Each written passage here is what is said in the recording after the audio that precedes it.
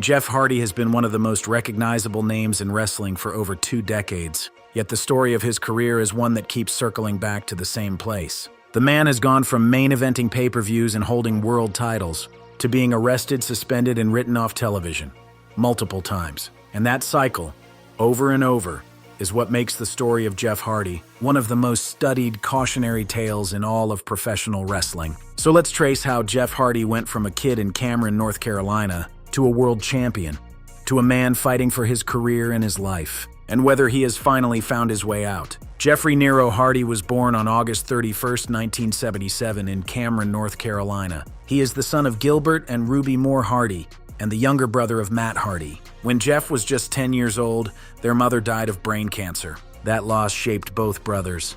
It left a hole in their family that their father tried his best to fill, and it gave both Jeff and Matt a bond that would define their professional lives for the next 3 decades. As kids, Jeff and Matt were consumed by wrestling. Hardy started his career as a youth performing in the Trampoline Wrestling Federation, which he started alongside his brother Matt Hardy. They would wrestle in their backyard, build their own ring, and film matches with their friends. That backyard operation grew into something more organized. Jeff and Matt Hardy started their own small wrestling promotion in North Carolina and called it Omega. Omega was the starting point for wrestlers such as Shane Helms, Shannon Moore, Joey Matthews, and Christian York. The Hardy brothers eventually caught the attention of the World Wrestling Federation. Matt had just turned 19, and Jeff was only 16 when they first appeared as jobbers, wrestlers hired to lose to established stars. On May 23, 1994, Jeff Hardy had his first World Wrestling Federation match against Razor Ramon in Youngstown, Ohio, under the ring name Keith Davis. For the next several years, they were enhancement talent, losing matches to the likes of Triple H, Owen Hart, and King Kong Bundy. But the WWF saw potential. As a tag team, the Hardy Boyz worked as enhancement talents for the World Wrestling Federation from 1994, and were signed to full-time contracts in 1998. After being signed, they were trained by Dory Funk Jr. in his Funkin' Dojo, with other notable wrestlers such as Kurt Angle, Christian, Test, and A-Train. It did not take long for the Hardy Boyz to become something special. They gained notoriety in the tag team division, partly due to their participation in tables, ladders, and chairs matches. Those TLC matches against Edge and Christian and the Dudley Boyz became some of the most replayed highlights in wrestling history. The 3 teams pushed each other. They jumped off ladders. They crashed through tables. They took risks that no one had taken before on that stage. On April 2, 2000, the Hardy Boyz competed in the first ever tag team triple threat ladder match against the Dudley Boyz and Edge and Christian at WrestleMania 2000. With the addition of Lita, the team became known as Team Extreme and continued to rise in popularity. Jeff Hardy, with his face paint, his arm sleeves, and his fearless in-ring style, became one of the most popular wrestlers in the world. He was the guy that kids wanted to be. He was the guy that fans chanted for. His swanton bomb from the top of ladders and off of steel cages became signature moments of the Attitude Era. In 2001, Jeff Hardy received a push as a singles competitor in WWF. He held the Intercontinental Championship after defeating Triple H, the Light Heavyweight Championship after defeating Jerry Lynn, and the Hardcore Championship. Things looked like they could only go up. Jeff Hardy was being positioned as a future world champion. He was the next big thing. And then it all started to fall apart. By the early 2000s, Jeff Hardy was dealing with something that no amount of face paint could hide. Based on Hardy's account, he had been using drugs since his early 20s. The road schedule, the injuries, the pressure, it all fed into a pattern that would repeat itself for the next 2 decades. "I didn't do drugs until I was 21 or 22 years old," Hardy explained. "We were on the road naturally, and Matt and I were against it. But the lifestyle caught up with him. The constant travel, performing through pain, the isolation of hotel rooms in different cities every night. It pushed Jeff in a direction he never intended to go." Hardy has said himself that it was during his time on the road that he fell into the habits of substance abuse. In April 2003, Jeff Hardy was released by WWE. Hardy confirmed the company let him go after he failed a drug test and then refused to enter a drug rehab program. On Steve Austin's Broken Skull Sessions, Hardy reflected on that moment. "That was the first time I denied rehab," Hardy said. "I was like, nah, I got this. But I was in denial about my issue, my problem." Jeff stepped away from the big stage. He wrestled on the independent scene, returned to Omega briefly, and tried to find himself outside of the WWE machine. Following his 2003 release from WWE, Jeff Hardy would step away from pro wrestling for about a year. He finally returned after signing with TNA in mid-2004. Hardy debuted in Total Nonstop Action Wrestling on June 23, 2004, at the second anniversary show in a match against TNA X Division champion AJ Styles for the title. He had a new nickname, the Charismatic Enigma, and what looked like a fresh start. But TNA was not the cure Jeff needed. "I thought I had it down or controlled my addiction," Hardy said. "And then even in TNA I got a little wacky eventually, so I ended up getting fired from there for pretty much missing some shows or something." Hardy was suspended from TNA after no-showing his Clockwork Orange House of Fun rematch with Raven at Hard Justice on May 15th, allegedly due to travel difficulties. The reality was that the same problems were following him. Eventually, Hardy got clean and had to make a choice between TNA and WWE, both of which had offered him contracts. He recalled, "I got clean, cold turkey on my own, and went to some TNA live events at the time. Went to a WWE SmackDown in Norfolk, Virginia, I believe. Told everybody I was clean.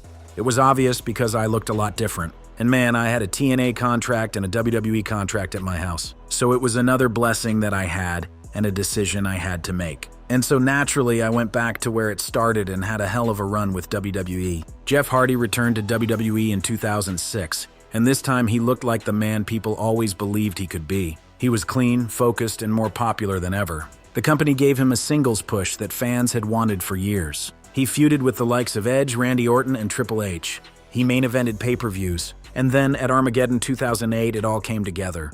At Armageddon 2008, Hardy defeated Edge and Triple H to win the WWE Championship, marking his first World Championship win in his career. It was one of the biggest moments in wrestling that year. Jeff Hardy, the high-flying kid from Cameron, was the WWE Champion. The crowd erupted.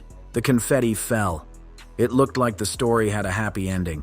But the story was nowhere near over. But things were not perfect behind the scenes during that time. Hardy recalled he failed a drug test under WWE's new wellness policy about a year after his return to the company. The cycle was starting again, even as he held the top title in the industry. After leaving WWE in 2009, Jeff Hardy's World Championship reign was over.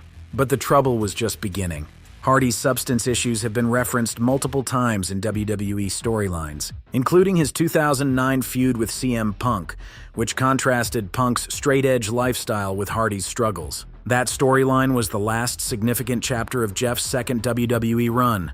He left the company, and what happened next was a shock. Jeff Hardy was arrested on September 11, 2009, on charges of felony trafficking in opium, 2 counts of felony possession with intent to sell or deliver, a Schedule III controlled substance, felony maintaining a dwelling to keep controlled substance, felony possession of cocaine, and misdemeanor possession of drug paraphernalia. The scope of what police found at his home was staggering. The charges were filed after police seized approximately 262 Vicodin prescription pills, 180 Soma prescription pills, 555 milliliters of anabolic steroids, a residual amount of powder cocaine, and items of drug paraphernalia from his home in North Carolina. Despite facing multiple felony charges, Jeff returned to TNA in January 2010. On January 4, 2010, Jeff made his return to TNA.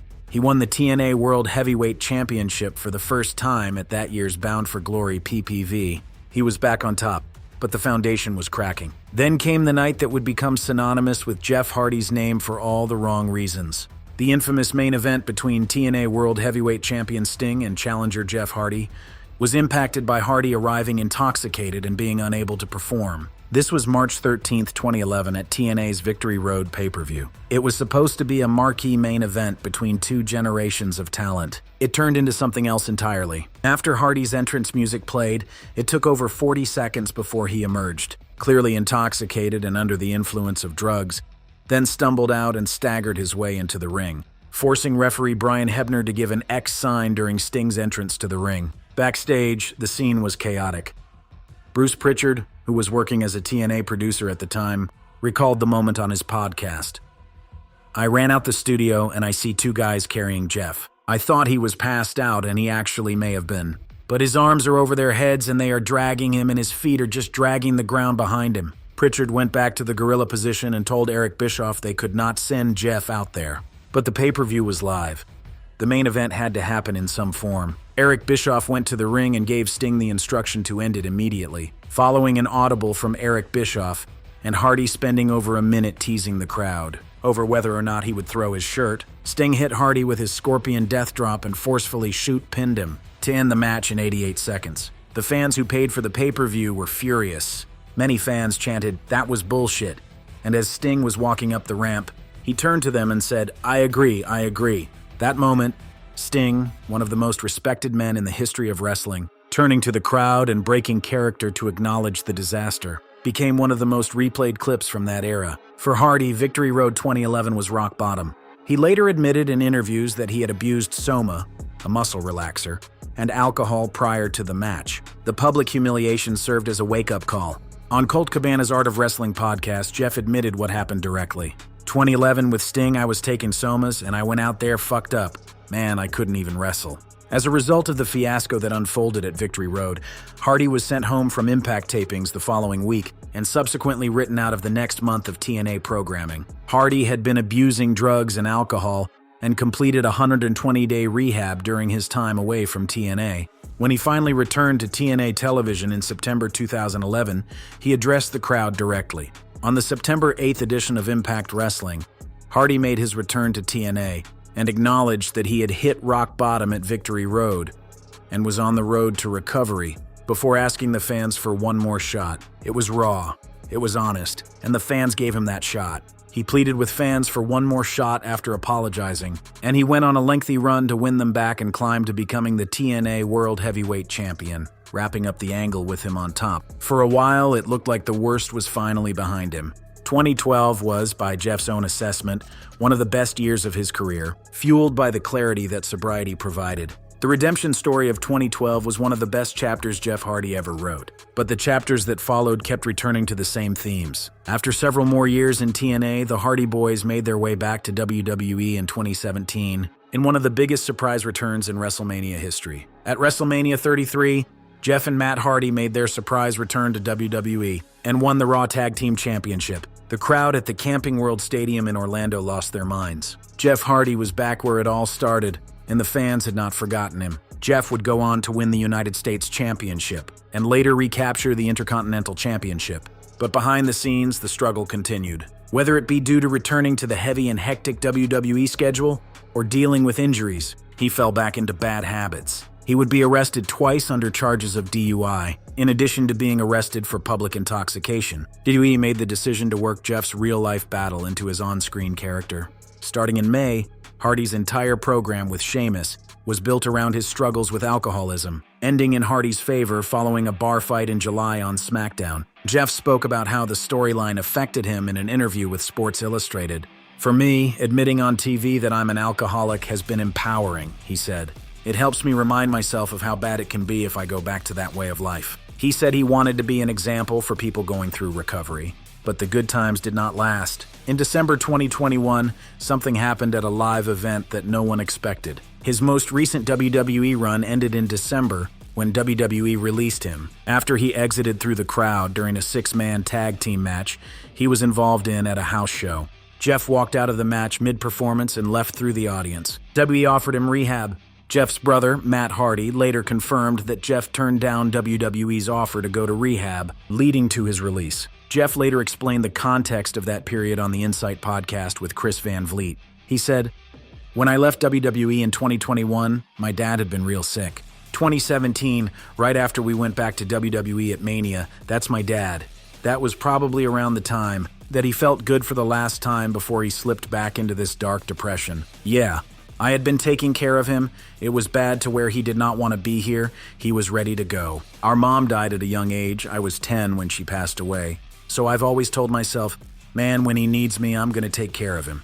I just did everything I could to get him excited about life and all of that stuff. So that's definitely when my drinking got carried away during those times." 2021 is the year Jeff missed WrestleMania because his dad had just passed away on April 6th, his wife's birthday. The grief compounded everything. But yeah, it got out of control, and he needed something extreme to happen. He refused to go to rehab, so he ended up waiting his 90 days out and showing up in AEW. Jeff debuted in AEW in March 2022, reuniting with Matt. The three-time WWE World Champion made his AEW debut in March by saving Matt from an attack at the hands of Andrade El Idolo and others.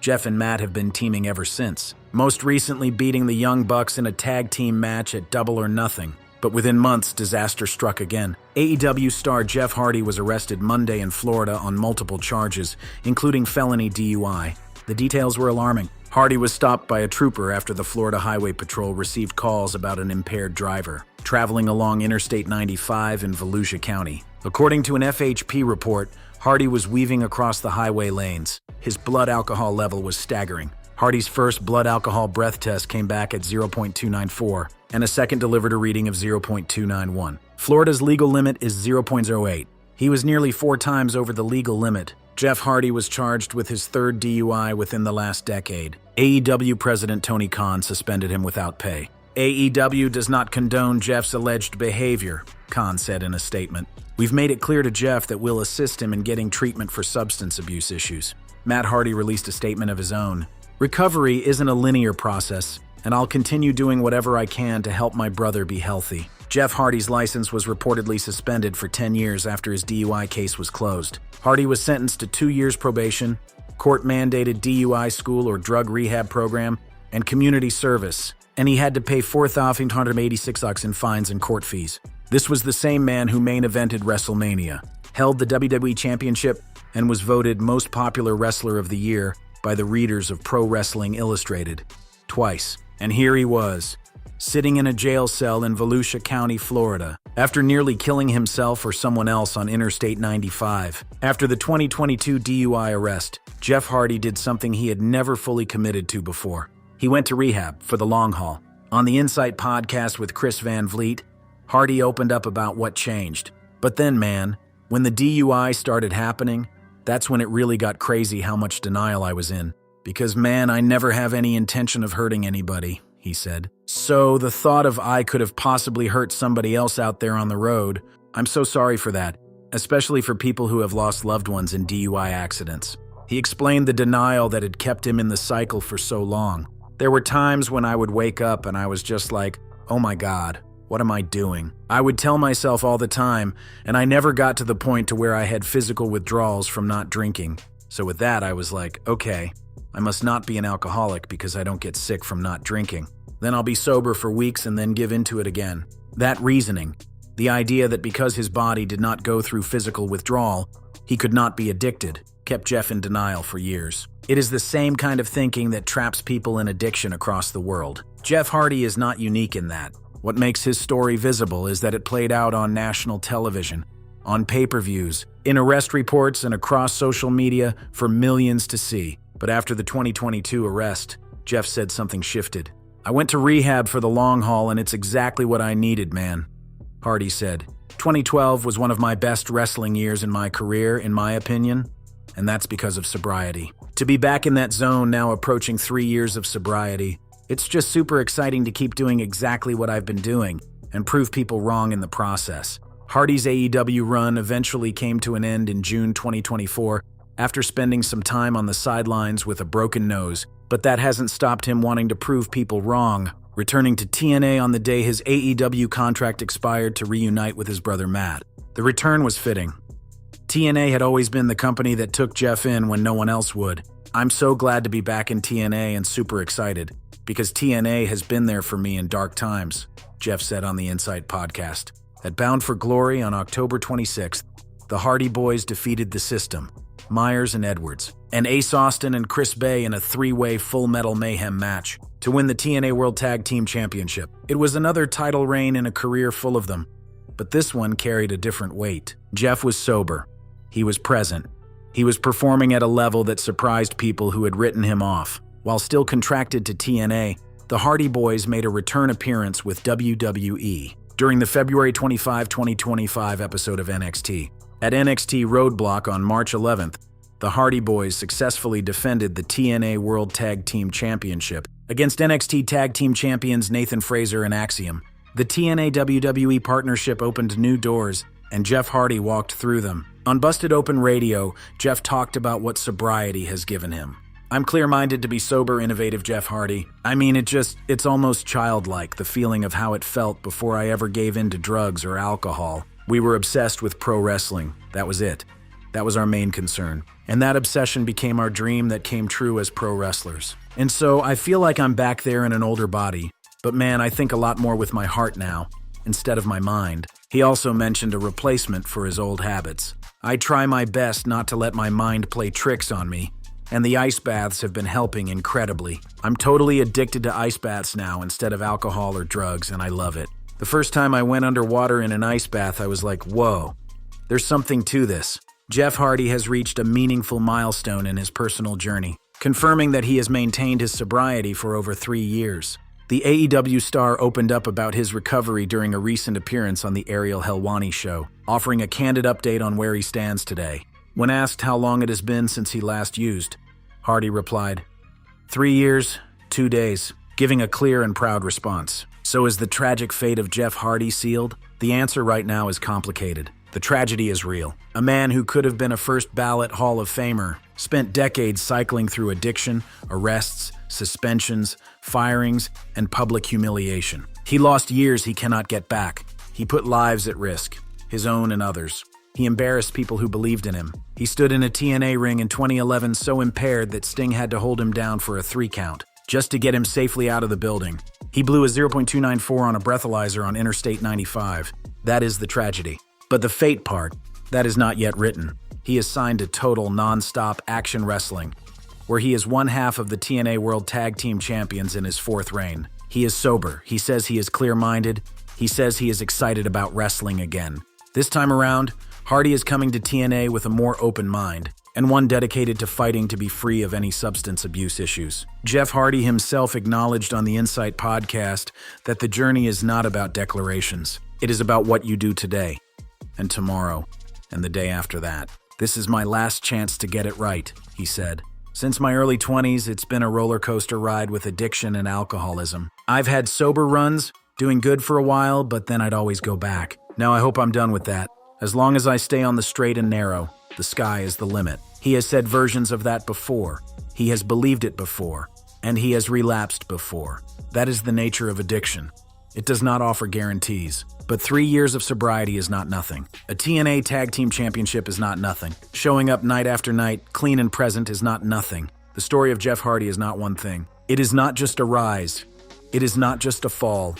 It is not just a cautionary tale.